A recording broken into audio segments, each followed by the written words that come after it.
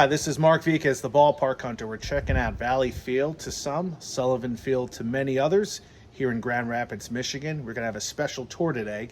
So come, take a look around this historic WPA ballpark. You're going to love this episode. You know, So this is your makeshift museum? Yes. There you go. This is the concession stand / restroom building. Okay. But we've gathered all these photographs from people. Like, for example, that's the only photo I've ever seen of the ice skating here. They used to have ice in this whole area. Wow. You know, the kids would skate circles on the right here, and we would play hockey on the left all day. Probably not safe anymore, correct? Well, Or can you it's still more do of a it? maintenance issue, Okay. you know? Like, they had like 2 or 3 full-time guys who would manage the ice. And like the Grand Rapids Black Sox have a cool history here too. Ted Raspberry on the far right there, he was born in the South, but he grew up here. He owned the Black Sox, and then he ended up at the tail end of the Negro League's existence. He bought the Detroit Stars and the Kansas City Monarchs. Mm-hmm. This is all I got in the local newspaper, opening day, 1937. Gave out 1,000 bags of peanuts. Now there's peanuts. Some ballparks don't even want you to bring peanuts. Exactly. There was no dugout. The players just sat on the stands there. And those other bleachers, which ended up rotting away, you know, were taller than this. That'd be a hike to go up there. Yeah. Oh yeah, nowadays, like even now when we do the renovations, they have to put cable up here so that, you know, kids can't fall out. Yeah, you're right. I mean, you look at some of these old stadiums from back then, it was... Yeah. Here's when Sparky Anderson visited. I remember seeing Billy Martin here. He was here one day.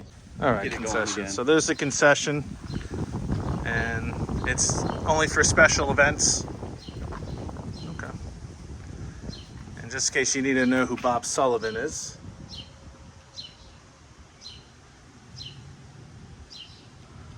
Good for him. Here that they had baseball here. This is the Dutch Craft Paint team. Oh, look at those jerseys. And this is Stubby Overmeyer, who ended up playing for the Yankees. He looks like a bat boy of the team. He does. Look at those. Paul Lucas would love those windmill jerseys. Yeah. That giant U. 1938, I think. Union High School. Look at those jerseys. And Union High School still uses it for their home field. Yeah, who misses these old dugouts? It's like cinder block and a little makeshift roof with a fence, and it flooded all the time. And it was so small. Yeah, it can't be fun. Yeah, a lot of great history here. Different teams. Hall of Famers walk through here. Yeah. All on display. The guy who owns this trophy, which is from the very first year, it's that Dutch 1937. Craft Paints won, probably because they had Stubby Overmeyer. He said he would award that to us if we end up having a museum.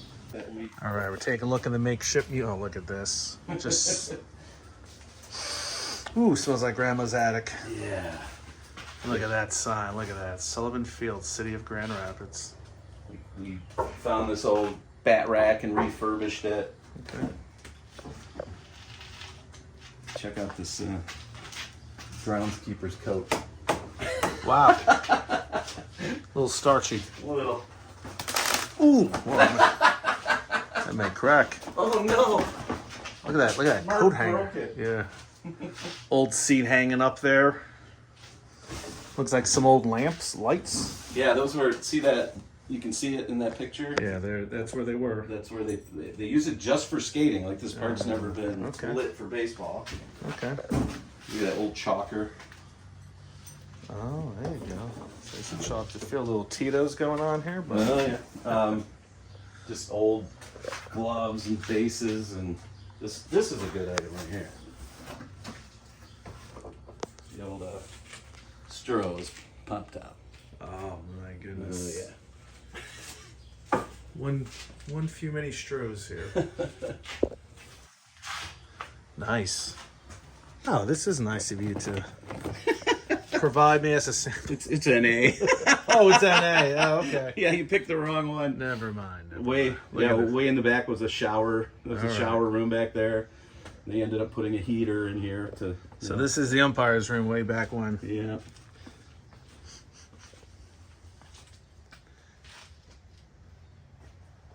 Yeah.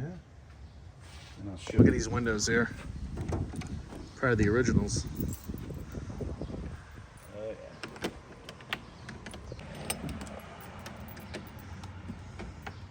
Oh, that's mucky.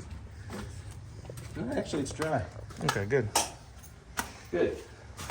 But there's a very old item back here that you might recognize. I don't know. I think you're old enough. These cobwebs. I think you're old enough. Ooh, that smells like underneath Orangeburg's Mermo Field. Oh yeah, The old trough. the old trough. Still a roll of toilet paper on there. Good, just in case somebody had to use this. But eventually, we want to totally refurbish this. Yeah. Put some of those old photos and stuff in here, and then we can have travel ball tournaments here and let the kids actually use these locker rooms. How cool would that be? That would be nice. To 3 phases. Okay. So phase 1 is spending money that is already there. The $1.1 million. Yeah. The plans for that go in front of the city commission on July 11th, at which point if they approve it, which we don't anticipate them not, No. because we're not changing anything. Yeah. Then we can get bids. Number 1 priority is the roof. Oh, definitely. As you can see. Look at that bad boy. Yeah. So, this is all coming out, and it'll be the proper netting. So the base of the concourse is going to come out about 3 feet, so it goes beyond the roof line So, phase 1. to allow for the netting, right? And then all this, surprisingly, the grandstand itself only needs 10% replacement, Okay. and the rest is just refurbishment. Wow, look at this. Yeah, no, this is the coolest part of This is how you want to see a ball game.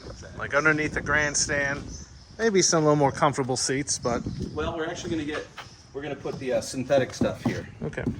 It'll look the same. Yeah, We want to keep everything dark green. definitely. Matter of fact, I don't know if you noticed our banners out there, Yes, I see them. but the requirement was logo only and dark green, and some companies push back. So take it or leave it. So this dugout just blocks Yeah. this whole side. Oh, So the plan, we're kind of debating. One of the plans calls for putting the dugout like here, which Yeah. is pretty far away. Like the ones they have at Marshfield. yeah. Put it here, and then we could have a real band shell because we built that stage. There's the band stage. You could incorporate a band shell into the top of the dugout. I think we're gonna have a fundraiser where Yeah. people can take a sledgehammer to this. Nice. $25. Take Yeah. a swing at the. Well, I was complaining about the views at Wrigley Field. This is even worse. Yeah. I mean, if you got a ticket here, Yeah. you're not seeing anything. This whole side of the grandstand is obstructed view. Wow. I know, it's crazy. You go look at the press box area over here. All right, look at that. They said it's really strong. It's a really dense timber. That's what they did back in 1937. They built things to last. Yeah.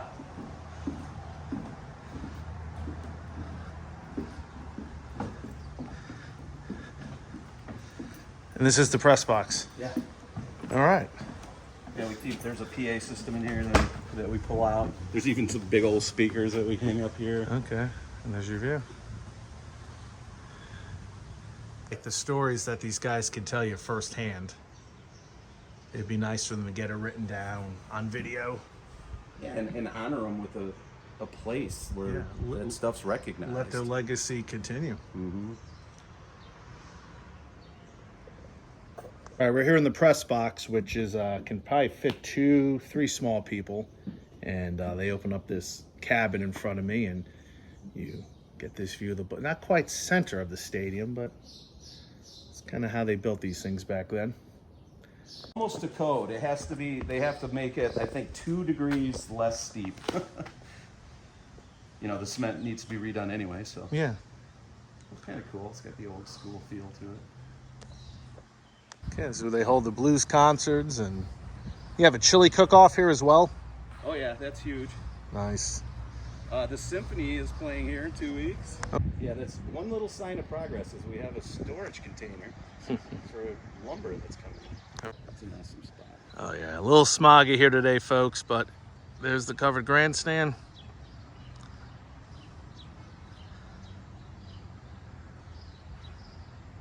You can see we're in a nice little residential area near a main road, right off the interstate, not too far. Okay. You know, so if you could put one on the roof, it was a home run. All right, yeah. That's still pretty poke for a teenager, you know. And I just remember clearly having the radio out here listening to Fidrich pitch. So put in the good dirt and all that stuff. All right, well, thank you for checking out Valley Field here in Grand Rapids, Michigan. If you happen to be here in town, check it out, but make sure you call first. We can leave that information in the bottom section, or if you're here on a Sunday, check out their website. There's always something going on here, maybe not always baseball. So until next time, my friends, we'll talk to you soon, and I hope you enjoyed today's video. Bye.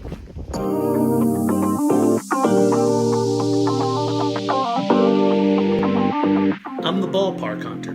If you like my videos, please hit subscribe as I visit another ballpark.